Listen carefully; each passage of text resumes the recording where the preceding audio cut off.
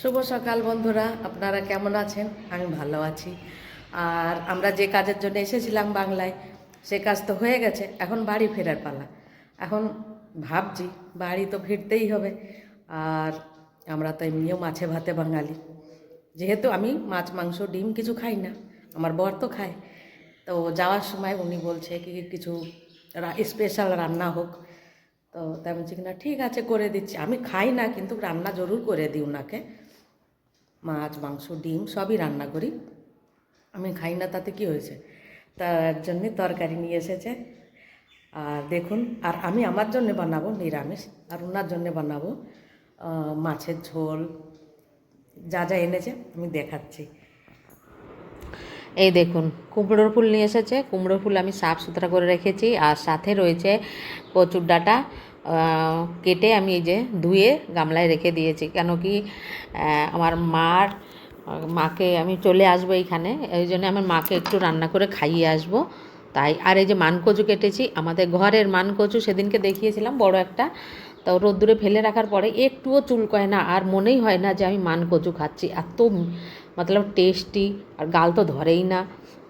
আর ভাজা তো খুবই টেস্টি লাগে, এর মনে হচ্ছে যেন আলু ভাজা খাচ্ছি। আর সাথে আমি ডিম সেদ্ধ করছি। তো চলে যাব, 20টা ডিম আছে। তা ডিমগুলো সেদ্ধ করে রান্নাবাড়ি করে পাঠিয়ে দেবো। কিছু নিজে আমার মতলব বর খাবে ওই জন্যে। তাই এই দেখুন, আমি কচুর ঘন্ট বানাচ্ছি একদম চিংড়ি মাছ দিয়ে। তো এটা একটু গলে নিক, তারপরে আমি চিংড়ি মাছ দিয়ে কচু শাকের ঘন্ট আমার মাকে খাওয়াবো সেই জন্যে। আর বাড়ি চলে আসছি, মাকে ডেকেও খাওয়াতে পারছি না, তা কী করবো। তো আর বাবার বাড়ি যে রান্না করবো, ওদের ভাই বউ আছে, ওদের একটা আলাদা রান্নাবাড়ি আছে।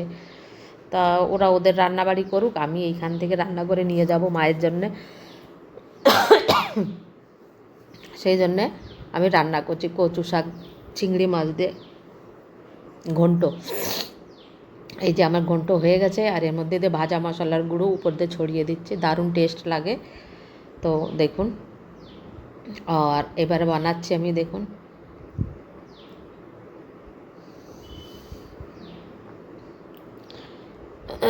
কচুর তরকারি, মান কচু বানাচ্ছি কাতলা মাছ দিয়ে। তো দেখতে লাগছে অল্প একটু, কিন্তু বাংলায় যে সবজি পাওয়া যায় ওগুলো না রাজস্থানে বিলকুলই পাওয়া যায় না। আর তাজা সবজির স্বাদই আলাদা হয়। আর বানিয়েও খেতে লোকরে আমি তো খাওয়ানোর জন্যই প্রস্তুত। যাকে খাওয়ানো যায় আমি চেষ্টা করি সব সময় রান্না করে, নিজে যতটুকু পারি রান্না করে লোককে খাওয়ানোর চেষ্টা করি। আর ভালোও লাগে খাওয়াতে। তো সেই জন্যে আমি এই যে বানাচ্ছি এখন এই বানাতে বানাতে আমাদের গুরু ভাইরা এসে গেছে 8-10 জন। এবার এই ঝোলের মধ্যে মাছ ছেড়ে দিয়ে 8-10 জন এসেছে, তাদের জন্য চায় পানির ব্যবস্থা করতে হবে। তার জন্যে তাড়াতাড়ি হাতটা ধুয়ে চেষ্টা করছি, গ্যাসটা বন্ধ করে দিয়ে ফিরে আমি ওটা বানাবো। তো বানানোর পরে আমি আবার তরকারির দিকে ফিরে আসবো। এই দেখুন তরকারি টেনে গেছে, নামিয়ে দিয়েছি তাড়াতাড়ি। তো গুরু ভাইদেরও একটু খাতিরদারি করলাম। আর এবারে আমার জন্য আমি বানাচ্ছি নিরামিষ শুক্তো। কটা ঘরে সজনের ডাঁটা ছিল, আলু, কাঁচকলা আর বড়ি, এইগুলো দিয়ে, আর একটু দুধ ছিল ঘরে, তো সেই দুধটা দিয়েও বানিয়ে নিচ্ছি, কেন কি দুধও খারাপ হয়ে যাবে সেই জন্যে। তা এখন অল্প একটু জল দিয়ে এগুলোকে গলিয়ে নিচ্ছি। এইগুলো গলে গেলে পরে তারপরে দুধ দেবো। আর এই দেখুন আমি শুক্তো বানিয়েছি আমার নিজের জন্যে। আর সাথে আছে পটল ভাজা, আর আর বেগুন ও কচু ভাজা, আর এই যে কুমড়োর ফুল রেখেছি, কুমড়োর ফুলও ভাজা, আর এই যে কচু ভাজা একদম আলু ভাজার মতো লাগে। তো এইভাবে আমি ভাজা করে নেবো এইগুলো। তো 3-4 পদে তো হয়েই যাচ্ছে, আর ডিমের ঝোলও হয়ে যাচ্ছে। তো এইগুলো আমরা এখন তাড়াতাড়ি বানিয়ে নিয়ে খাওয়া দাওয়া করবো। আর খাওয়া দাওয়া করে মতলব দুইজনে আমরা খাওয়া দাওয়া করে ফিরে আমি গাড়ি নিয়ে যাব আমার বাবার বাড়ি।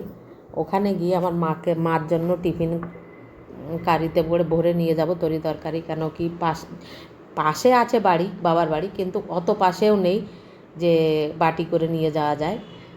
তো টিফিনে করে ভরে নিয়ে যাব। আপনাদের যদি আজকের ব্লগটি পছন্দ এসে থাকে তো লাইক, শেয়ার और सब्सक्राइब অবশ্যই করবেন।